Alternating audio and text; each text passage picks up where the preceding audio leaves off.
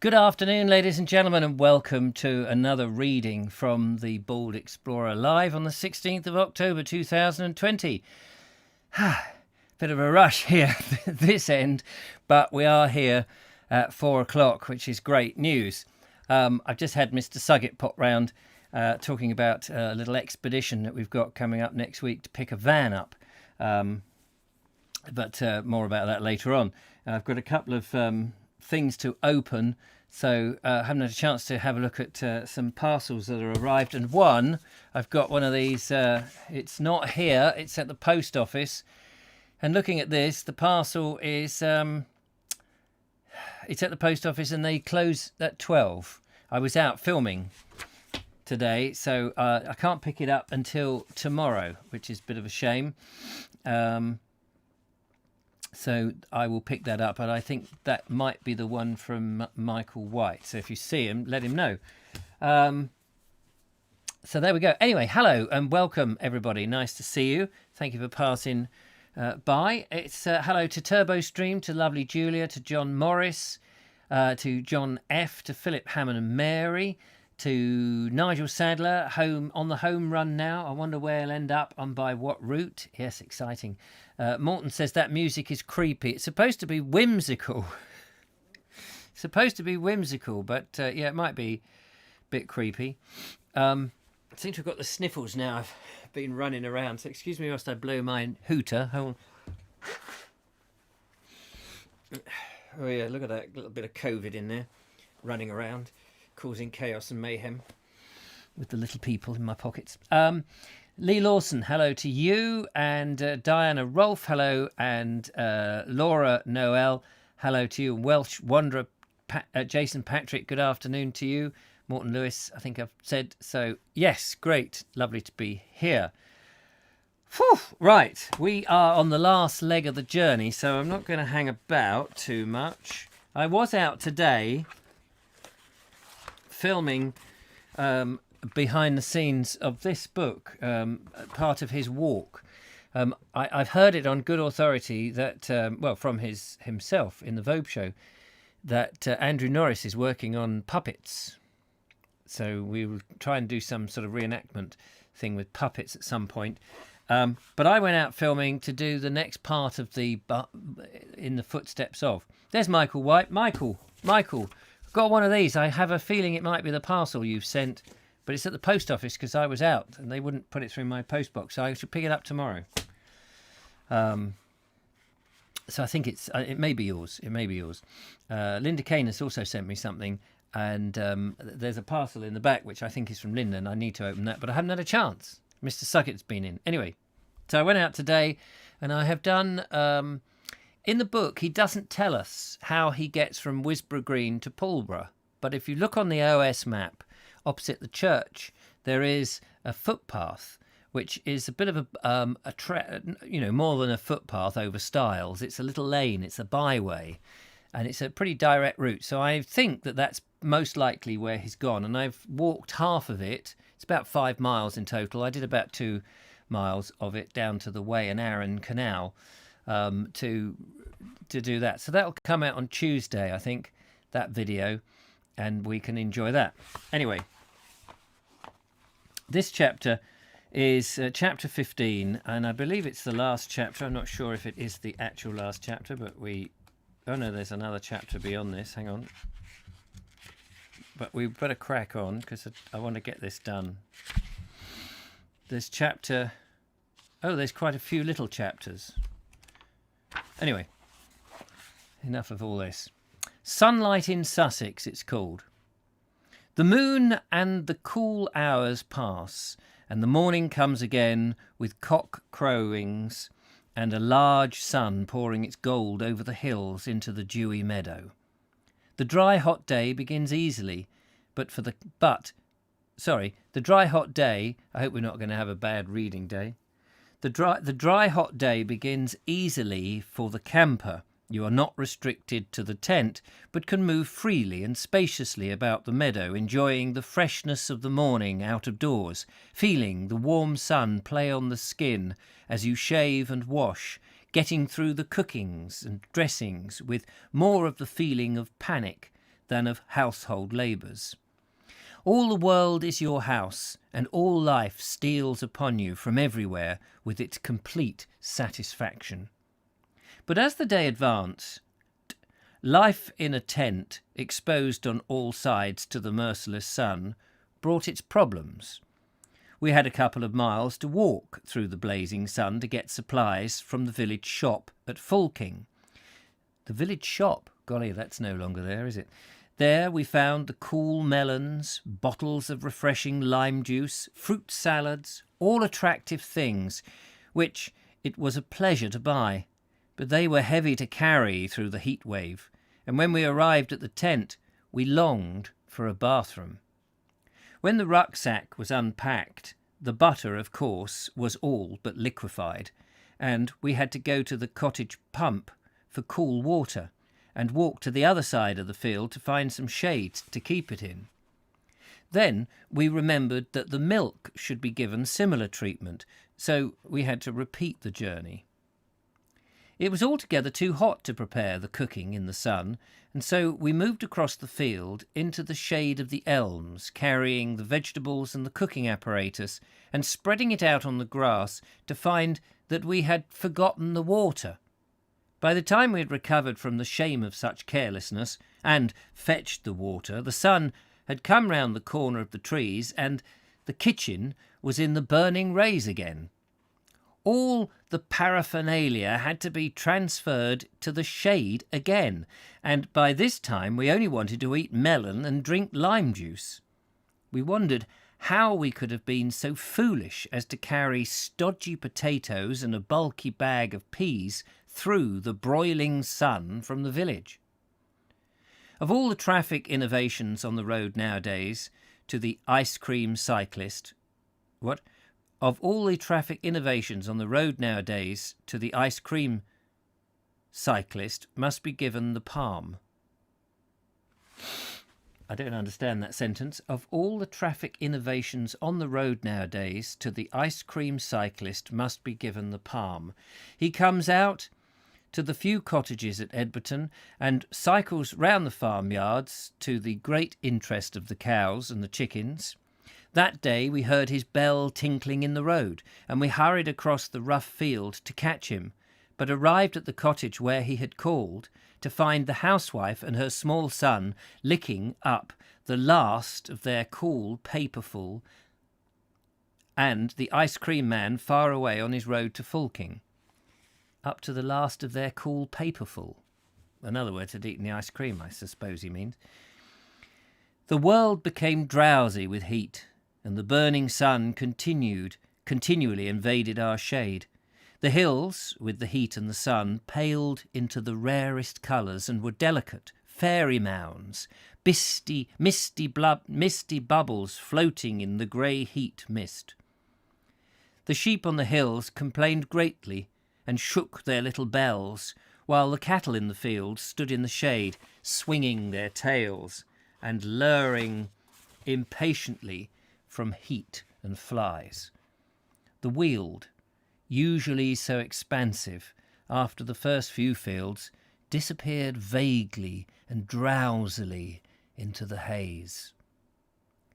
Edberton was a dream hamlet, unbelievably retired and peaceful for the eyes, and we inspected one of the empty cottages, half a mind to live in it. It was an ancient timbered cottage, very low, with tiny dark rooms that made us feel tremendously large when we got inside. All the little rooms had an outhouse effect, and the stairs went straight up to the tiny bedroom without door or railing. One wondered how a lusty family could have lived in it. The walls bulged, the windows were askew, the floors sloped, and the wooden framework had no particular design. A weird little witch's cottage it was, with no perpendiculars, no horizontals, no parallels, no flat planes. I wonder if it was still there. No flat planes, rather. I wonder if it's still there. But the adjoining cottage, smaller still but furnished, was comfortable enough, And when you saw the family sitting down to tea, to large piles of thick bread and butter and plates of homemade cakes, they fitted in under the tiny roof in a very natural way, and many a richer person might have envied them as they took their tea, looking out through the open door to the roses and sweet peas, the phlox and wallflowers in the garden. The cottagers did not envy us in the least. And when we had returned to the tent, they sent the smallest of the family after us, staggering across the field with a newspaper almost as big as himself, to present a present to cheer and enliven our hard life in the camp. A newspaper! It brought a dismal tale to us in those Elysian fields. There is a hackneyed idea that vagabonds set out on the road to experience life in its most horrid state. We are expected to drink immense quantities of beer, to fight somebody somewhere, to search out every kind of villain and decadent person, and to live, generally, in a dirty way. Real life, it is called, though why criminal and uncomfortable lives should be more real than the virtuous and pleasant is a conundrum that I can never guess. Actually, it is to get away from such horrors and real life that we take to the road, a fact which became very plain as we sat down to read the newspaper among the flowers and grasses. The news of civilized life made our hair stand on end. Goose flesh crept over our limbs, and we were very nearly sick. There were a number of spicy cases, one exceedingly prominent, in which a parson played very cheerfully the leading role. A respectable financier had defaulted for a few £1,000,000, and in our simplicity we wondered how many more reputable businesses were skating on the thin ice of respectable crime. The crisis was examined, and explanations given, any explanation except the real one, that while we were all armed to the teeth and generally trying to get more and more ridiculously rich by acquiring each other's money, there was never anything but crises. Murder, suicide, smash and grab raids, and the long list of victims to the criminal craze for motoring stared at us from every corner of the paper. So this is the tame, civilized life that wicked vagabonds leave in search of something more lurid and exciting. As we sat in the open fields among the flowers and the innocent rabbits, we congratulated ourselves on being so well removed from the dangers of conventional life. He has a point there, doesn't he? He does have a point. And then there were the advertisements. From them, we gathered that the most important thing in the world was to eat chocolate or to wear underclothing of an enticing cut, as if we intended walking about without coats and trousers. There were the slogans about socks that never wear out, but of course they do. All socks wear out. 'Tis their nature, and no one can know that fact better than the manufacturers. Salesmanship blether at us from those pages and exhort us to buy clothing with such insistence that we grew ashamed of our comfortable state of undress and had to turn to the crossword puzzle, the one innocent corner of the newspaper. Eventually we put the potato parings and the pea pods into the great national journal and buried it decently under a dark and obscure clump of elderberry bush. If only more people did that with the newspapers, we'd probably be in a better state. Then we breathed again and were free to walk up the hill, hatless and sockless, to wander over the good green grass and the sweet-smelling thyme, to walk in beauty, to enjoy the sensational appearance of the lovely earth instead of burying our noses in the scandalous sheet and its sensational rakings of city life. That sort of thing may be amusing enough if you live in a dull town cut off from the life-giving surface of the world. Or, if you are a countryman, perhaps it is good to read it once a week and to feel your superiority.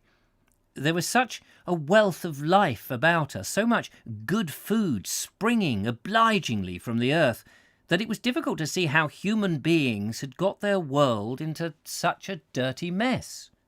Naturally it was so clean and bright, so orderly and well-behaved, presenting an ever-changing beauty of scene for us to play our very easy parts in. As the great sun diffused and glowed over the hill and meadow, you could see that any human affair which ignored all that beauty was wanting.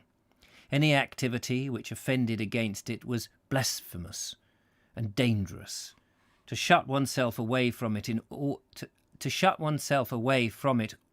all in houses, cars, businesses, churches, or houses of Parliament, away from the living earth, was to act a poor play in a very inferior scene. Heavens, what a picture of the state of society that newspaper had presented to us, coming, as it did, out of the blue into the peaceful world at Edberton. In that composed and innocent atmosphere, it was easy enough to see that what human beings ought to do for a bit was to live on bread and milk and love one another. But it was another matter to discover how we could ever be intelligent enough to do it. If the crisis develops into the chaos, that, of course, will be our heaven-sent opportunity. We must all be rationed to a simple subsistence, and then, if we have the wit to organise the material side of life to that extent, and no further, then we will get such a glorious life as we are clever and wise enough to get. For ourselves, we had not even been intelligent enough to cover the fruit salad, and in our absence 100 poor ants, moths, wasps and flies had immolated themselves on the cloying sweetness.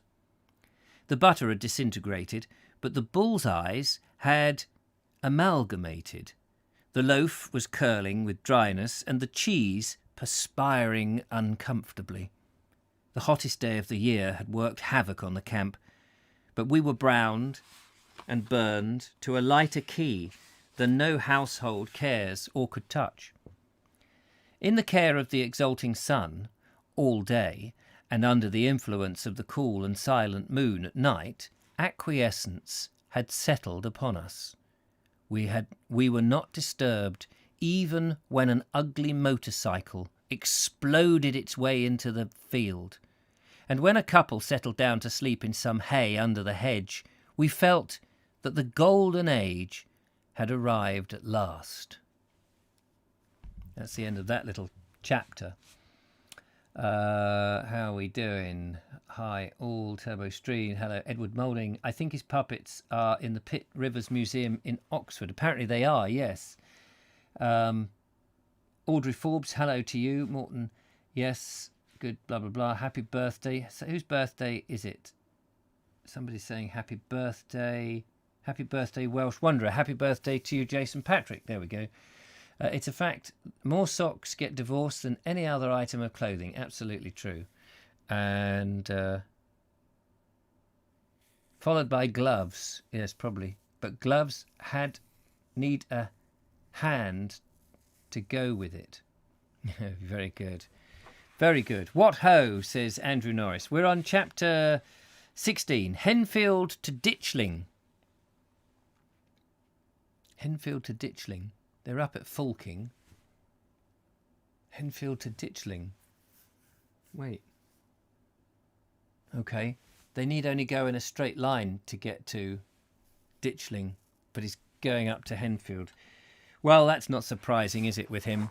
We're not surprised. The hottest day of the year was too much for an effort altogether. Let me start that again.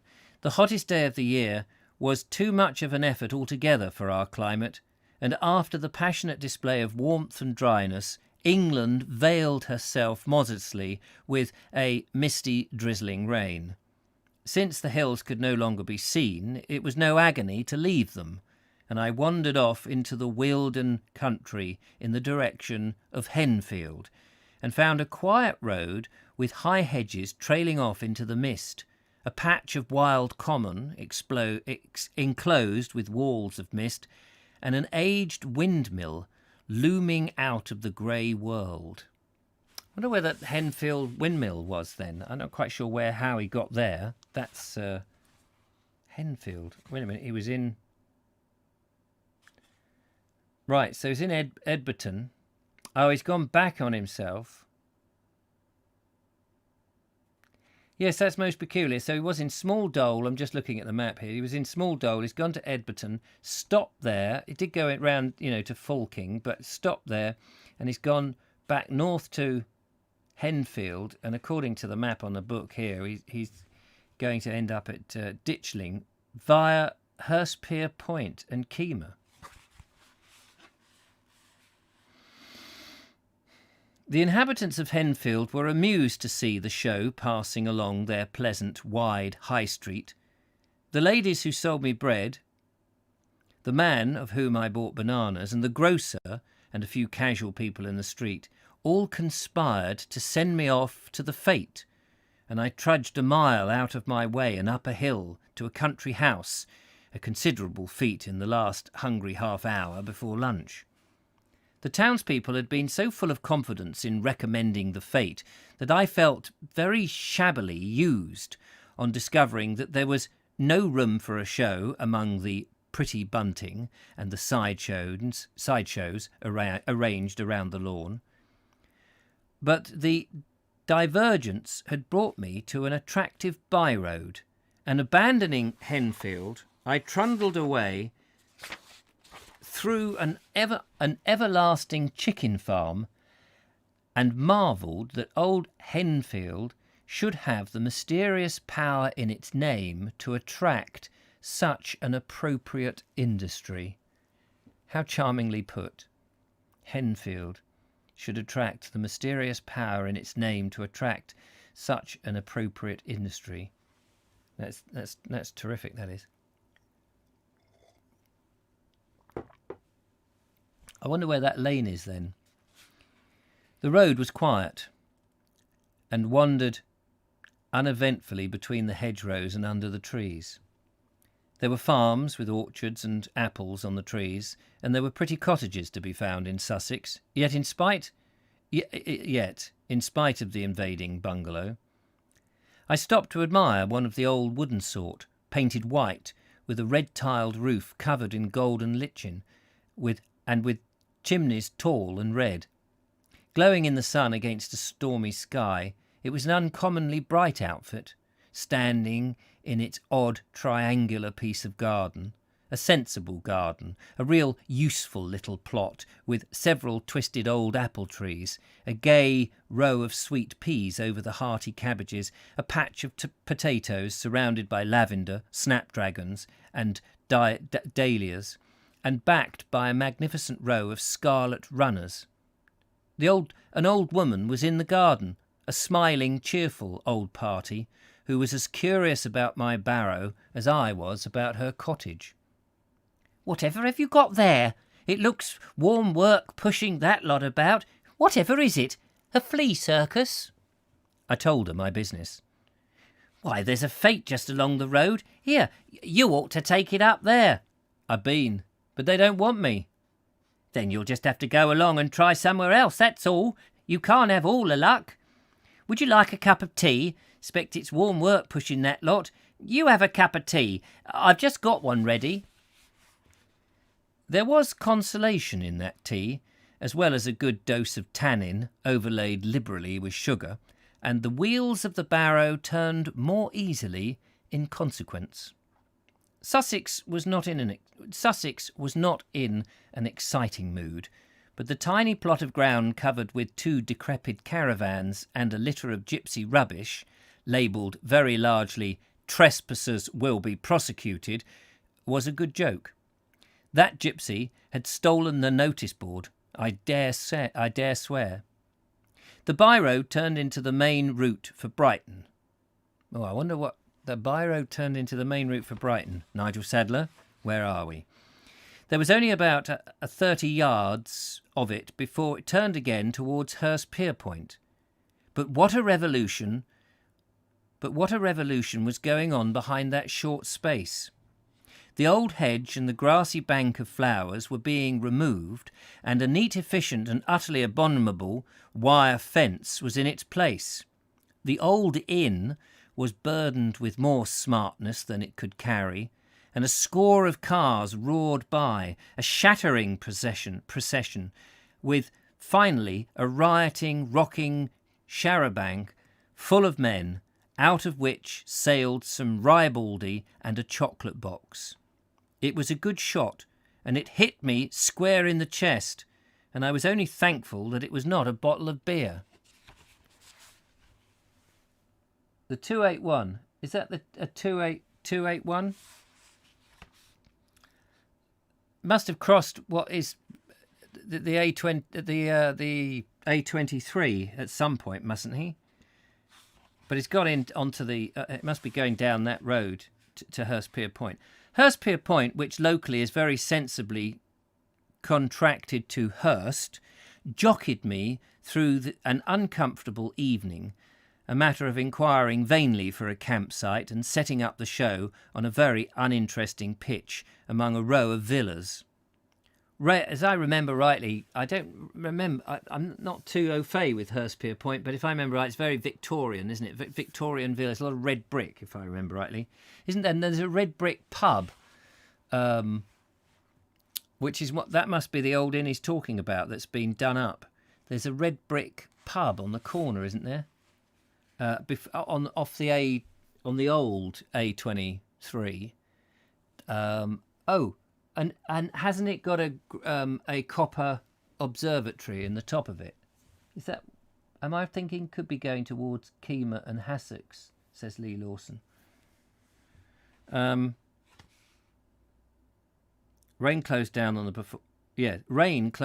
the performance abruptly, and I walked up the steep hill in a state of dampness and acute misery. He seems to have lost his wife again, wondering if the houses would ever cease, if the hill would come to an end, if the rain would stop, if the camp would materialise before all the world was drowned. What a steep hill it was!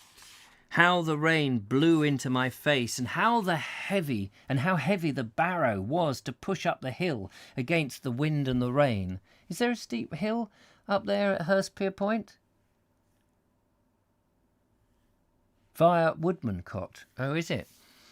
I don't know. Now we're in unknown territory as far as I'm concerned, so this is interesting. But what a joy when I came to a companionable sandpit among the suburban villas, turned down a lane, nosed about for a pitch, and was sent to a farmer who granted permission to camp, and I returned to bury myself in the comfortable tent away from the wet and wretched Hurst. But before I could get into the field, an excited woman came shouting after me from the cottage. "Hey, where are you going? What are you up to? Where do you think you're going? That's private lane down there." "Oh, well, I've got permission from Mr. Wyde to camp." "Oh, no, he doesn't." "Wait, what?"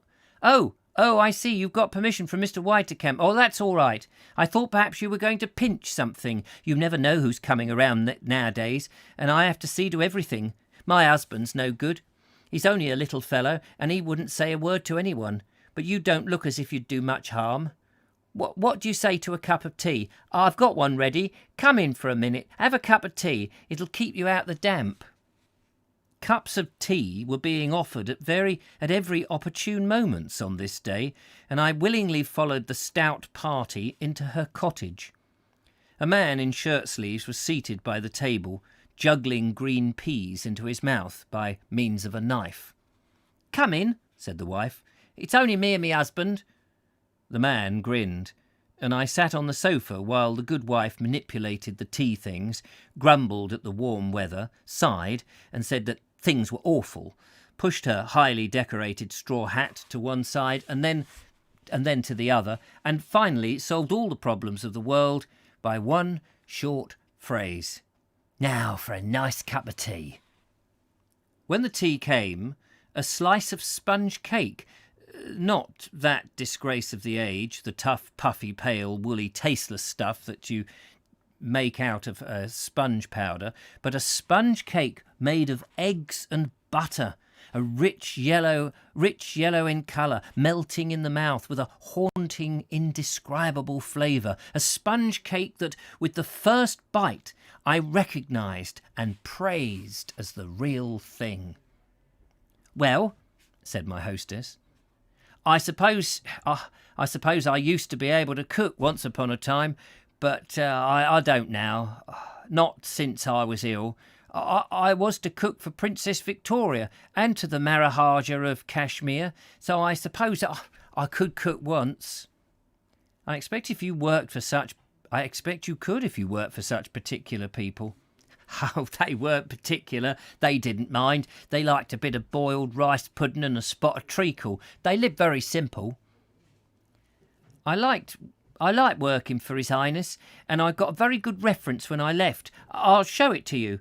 I didn't mind the black man. They wasn't really black. It was just a bit of colour. Some of them were pretty fascinating men. His Highness was ever so rich. He was good to people and he kept a lot of company. Oh yeah, I was cooking for him all the time. I set off to set up the tent, and just as the camp was complete, about half an hour later, this benevolent woman came into the field with references of her past career, photographs of her employers, and also a large piece of round sponge cake, piping hot from the oven, which, while I was setting up the tent, she had cooked specially for me. It was enormous, and reposed in the middle of the tent on decorated papers, with an odd effect of civilization and respectability invading the camp. I ate a slice on the spot, for I could see that it would prove a large and difficult property to pack in my respected space. I had more sponge sandwich for supper, and some for breakfast too. Sponge cake was very largely on the menu for a couple of days. A little later there was the wireless to listen to in the cottage, and more tea to drink. Against the wireless my hostess related her encounters with roadsters, and while the band of some fashionable hotel poured out a luscious and sensuous melody, I heard how she often put some poor devil into the chicken house for the night. One day an old couple came along pushing 2 broken-down perambulators. Poor old things. They was as rusty and as squeaky as their prams. I gave them a meal and fixed them up in the chicken house for a night. In the morning I took them some breakfast and found them stretched out on sacks, dirty, smelly sacks they was, with my blankets on the top. The old lady was a dear old thing, and when she sees me with the tray, she nudged her old man and says, "Oi, John, look, breakfast in bed." Whenever there's an extra cold day, I always put some pennies in my pocket and go out anywhere on the road just to help all sorts. I see them struggling along the road, find out where they're going, and when the bus comes along, I pay the conductors the money and tells them to put them down where they wants to go. And I don't mind who they are. There's all sorts. One nice-spoken man told me that he'd been a solicitor, and perhaps he had, you never know. And I found a woman with a large sack one day, having an awful job to get it along.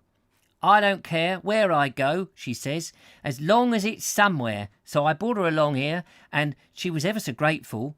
She had a wooden leg. They can't help it, and they like it if you're kind to them. And there as a bad time in these casuals. One poor old chap told me they nearly scrubbed the skin off his back with a stiff, bristly brush, and then they washed They washed up the food tins and the cups in the bath water. Well, I didn't mind helping them a bit.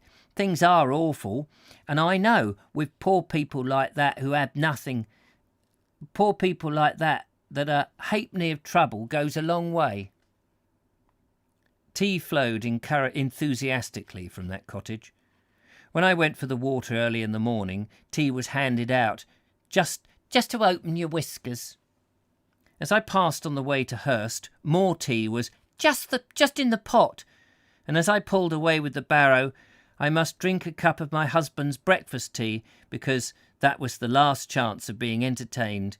Sorry, let me just read it. And as I pulled away with the barrow, I must drink a cup of me husband's tea, because that was the last chance of being entertained by this generous and remarkable woman.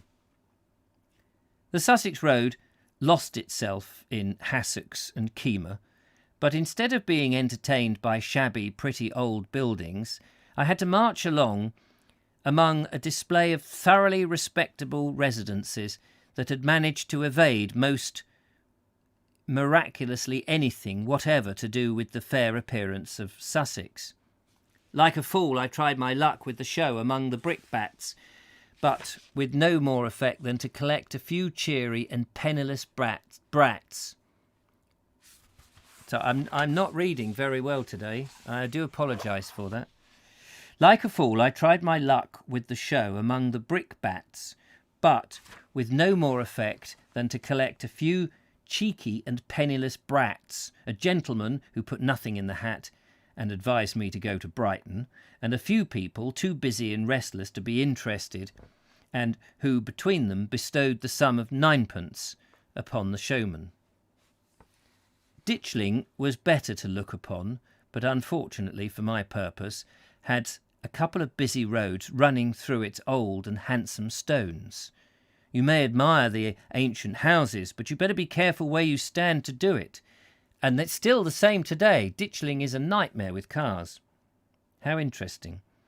And you will require patience too, because just as you say to yourself, now that's a decent old house, a magnificent double-decker omnibus will literally fill the village and your eye as well. All the passing lorries have a knack of looking extremely large, important and resplendent as they pass between the modest houses, and then again you get interested in the traffic at the crossroads and wonder when there is going to be an interesting accident. Ditchling was too exciting and too embarrassing a mixture of the very old and the very new, and to really enjoy the picturesque old village, may I recommend that you get safely and quietly into bed and read about it in one of the guidebooks of 30 or 40 years ago. That's funny, that is.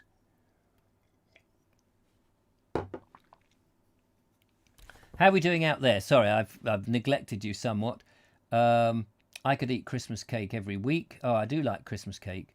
How English, cake with a cup of tea. My mum used to make the best crumble cake, says Nigel Sadler. Nothing wrong with that, says Mike Stevens. In Cornwall they have tea and scones with clotted cream and strawberries. A lot of talk about tea. Spaniards generally find English cake too sweet and rich. I agree. Old and handsome stones. Yes, that's a lovely phrase, isn't it? Don't mind. Don't you have Madeira cake in... says Mike. Yes, perhaps you do. How are we doing? Oh, trying to get to the end of the book before our time runs out. It is an easy village to escape from. You only have to turn down the road towards Ditchling Beacon, and in a few minutes you can be on a path as steep as the side of a house, which lifts you above the world of traffic and shows you the village a mile away and all the fair, far-spreading Wealden country about it. In the farm, a broad bullet-head farmer was milking his cows. He glared at me ferociously with his face against the side of a cow and said, "You wait a minute if you're not too proud. I'll fix you up with a camping place when I finish this old girl." In his enormous boots, he was soon clumping out of the gate and charging up the down, calling to me to follow him.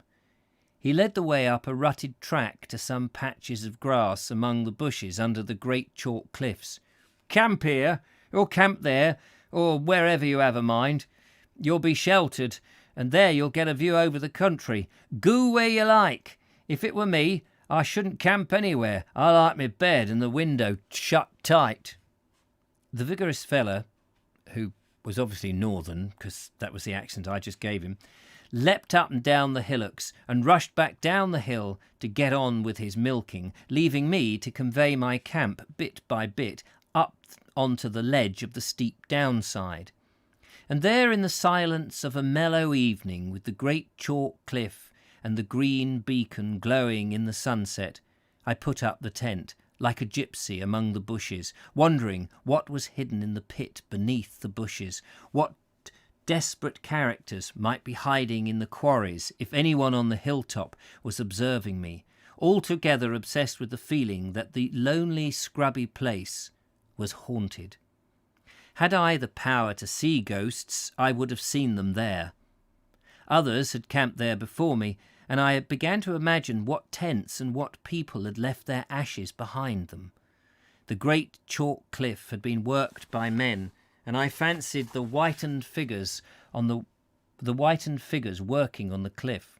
The Romans had been busy on this beacon, and I began to wonder if I could see them stealing down their sunken road by which they would reach the plain unobserved. I scanned the great hill, but I could see nobody. I penetrated the bushy dell to find it deserted. The intricacies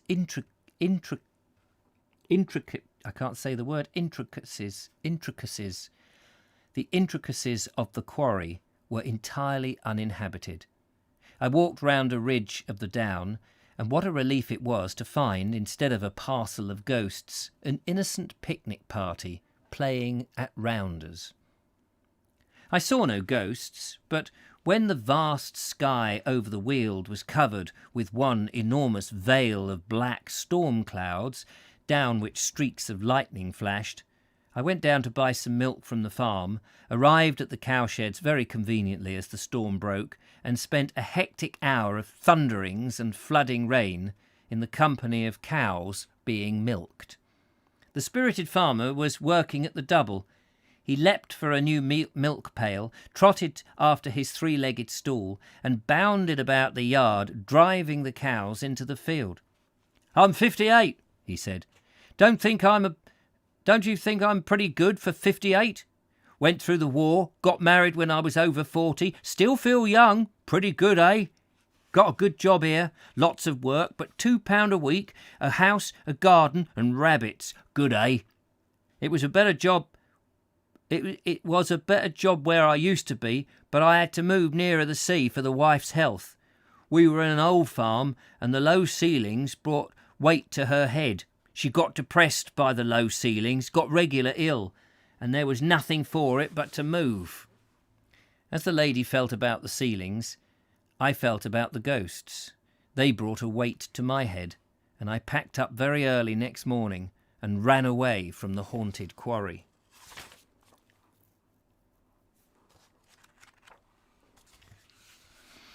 We're on chapter 17.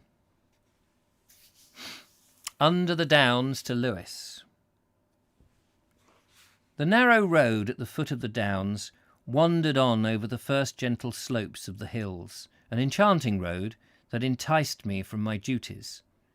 It was such a clear day after the storm, and the road was so intensely pretty after the brickbats which had gathered around the railway station at Sussex, that it would have been a crime not to have taken advantage of it. If a millionaire flung his gold at your feet, you would seize it with avidity. When the gods pour out their gifts, we should accept them with alacrity. I'm not sure how you pronounce that. If shy Aurora opens wide her gates, we should bask in the sunny beams of day, ripen like the grapes, and be filled with sweetness. When Zephyrs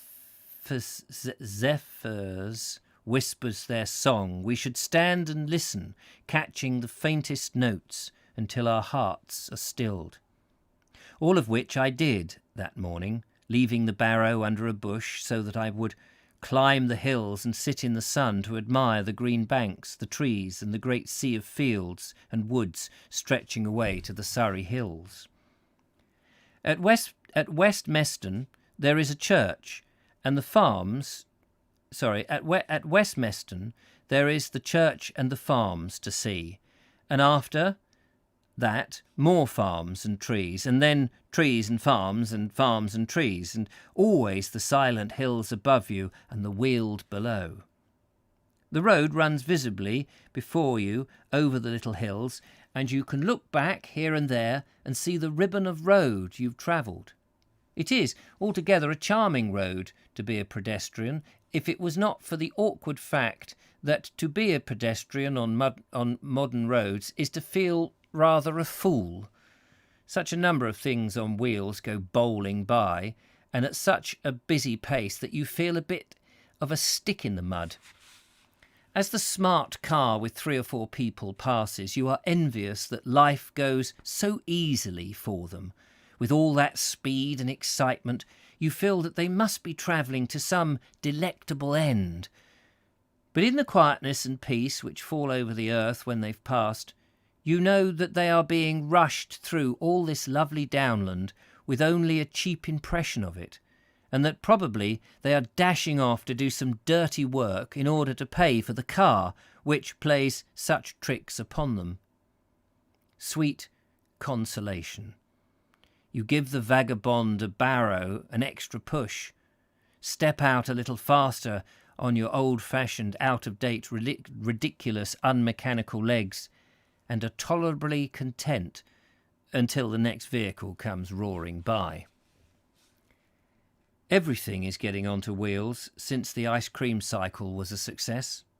What is this unwieldy chariot approaching with the tall chimney and smoke flying? The Sussex air suddenly smells like a slum, and as the swaying car swings by, large letters invite you to stop him and buy fried fish. The rich odour hangs in the air for a considerable piece of the road, and it is some time before you emerge into the fresh air again. Among the usual grocery and baker's vans, there passes a saloon car, with its interior hung with blouses and silk dresses. A travelling library rushes by.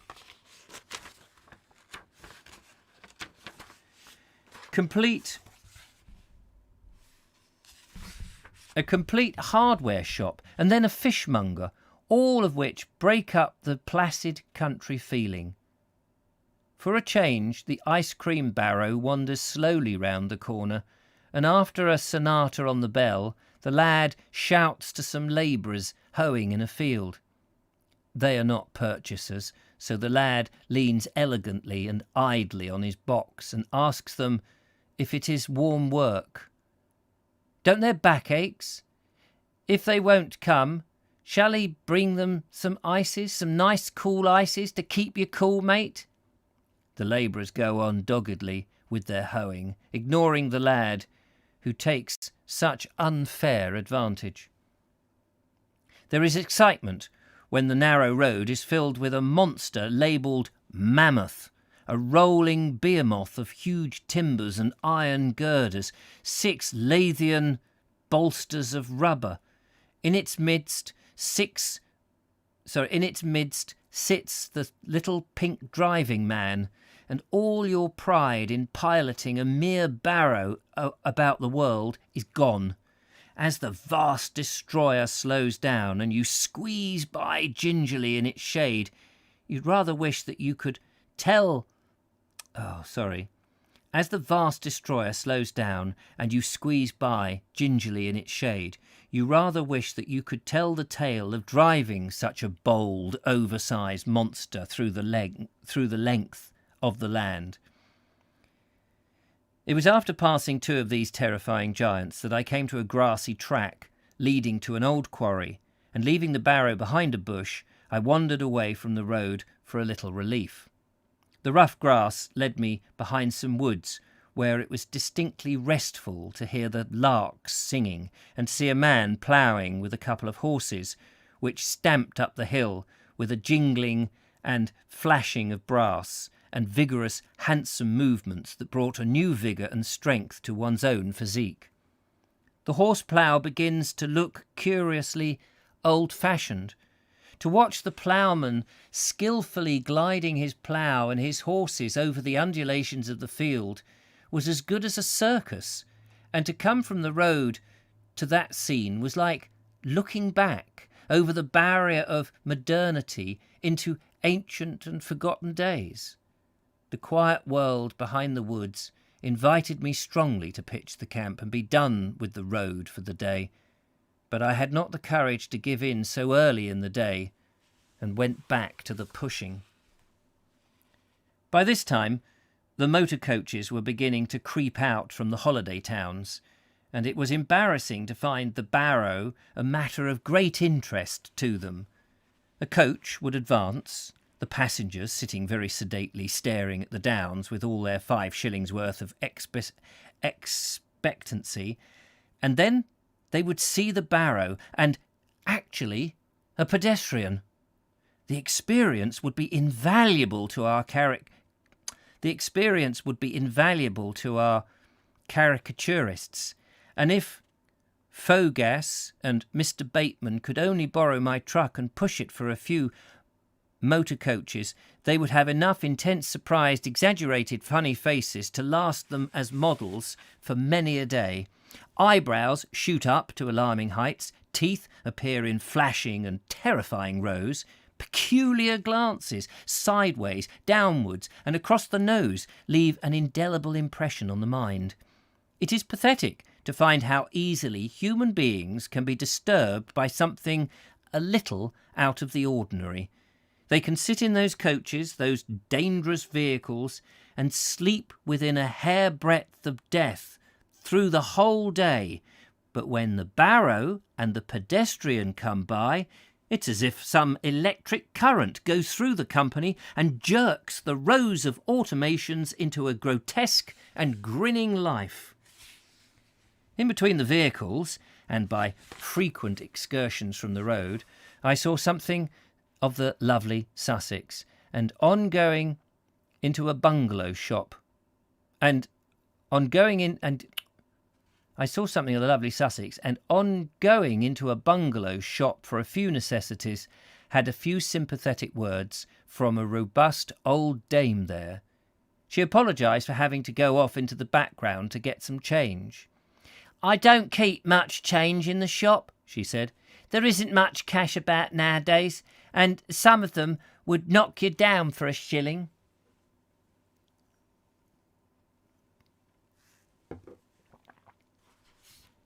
And for a good deal less, I thought, as I passed one more dead bird on the road. I'm just looking at how many pages we got. Still got... Oh, bother. We've still got like 20 minutes worth of this. It's such a shame to stop, but at the same time, it's I'm reading so badly that I may have to leave this till next week. Which I think, where are we? We're 10-2, aren't we? I don't want to rush it. Really. I could do it. I could finish it tomorrow, I suppose. We'll just get to the end of this page. So some there isn't much cash about these days, and some of them would knock you down for a shilling. And perhaps a good deal less, I thought, as I passed one more dead bird on the road. In an hour or so one can pass 6 pathetic little bodies lying on their backs, 2 stiff legs in the air, and their eyes closed forever, while in the bushes the fledglings can cry for food in vain. I saw one chaffinch flying low from point to point in the hedge, when suddenly it was drawn into a draught of a passing car.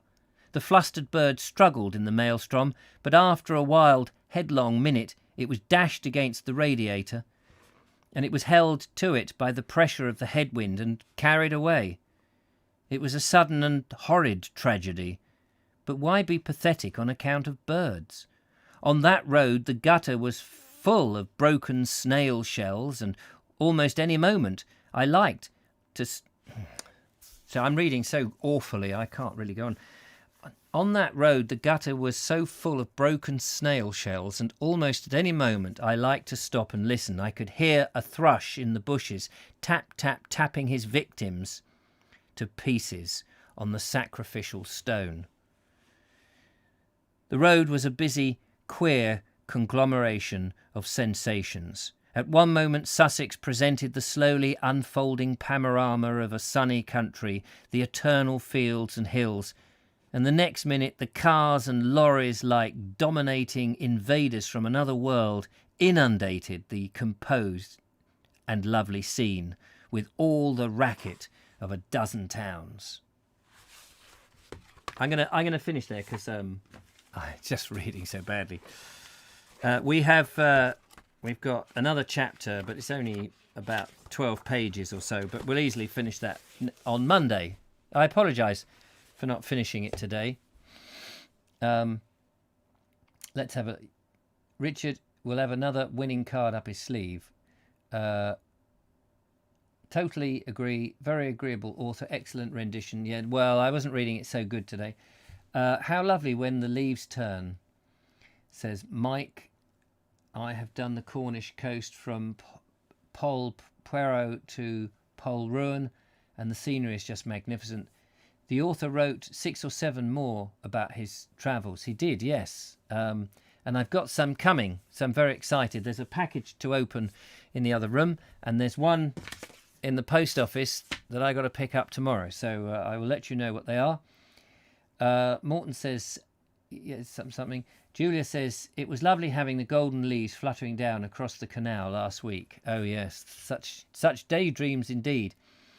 He must have had huge arm muscles pushing that barrow all day, then doing a show with the hand puppet. He must have had a lot of stamina, is what goes through my mind. I'm lost. I'm a bit lost as to their exact location. Yes, need to...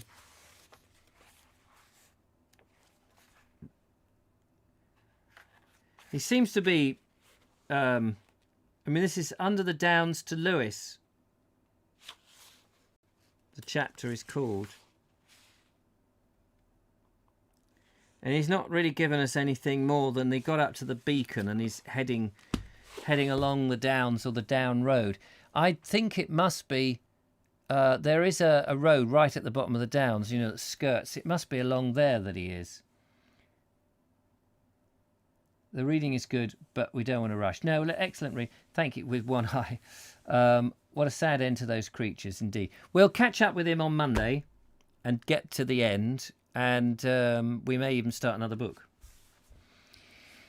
So, there you go. Yeah, rather slow down. Next mention of a place is Lewis. That's right. So not much to go. Thank you for bearing with me today. I'm not quite sure why. I'm just probably a bit tireder than I usually am. But... there you go. Thank you, Julia. That's very kind of you. Thoroughly enjoyed the reading as usual. A bit stumbly, which once I lost that rhythm, I find it awkward for me. And if it's awkward for me, it's got to be awkward for everybody else. Ditchling, Westmeaston, Plumpton, Lewis. Yes, there we go. Yeah, he goes Westmeston, doesn't he? Is the next book decided? Lee Lawson says, I've folded up my map now. Yes, Lee Lawson suggested a book. I can't remember what it's called. It's something like Luck Lifts or something. It's written by a different author. It's another travelling one, and it's around about the same sort of period of time. But I think it takes place in... I don't have a copy of it, but there is a version online, so it may be that I read it off. I'm going to have another go. I read a bit of it. I read the first chapter. Seems okay. We'll see how good it is. I think it's somebody by Tickner Edwards. Luck Lifts from Devon or something it's called. I can't remember what it was. Lee suggested it, if I remember rightly. But we may do another one of old the Sussex Peep Show. which would be good. Anyway, have a good weekend, and I'll be back on Monday to finish that one off and what have you. There is one more canal boat video to go, and it's about 22 minutes or something. It sums up our journey, and then a couple of other videos, and then on Tuesday, in fact, I'm on the second part of my following of him. I've just filmed it. I haven't edited it. So there we go. Anyway, take care. Thanks very much. Look after yourselves. Have a good weekend, and I'll catch up with you on Monday. There's a Vogue show tonight. Hopefully that will be all right. And catch you then. Take care. Bye-bye.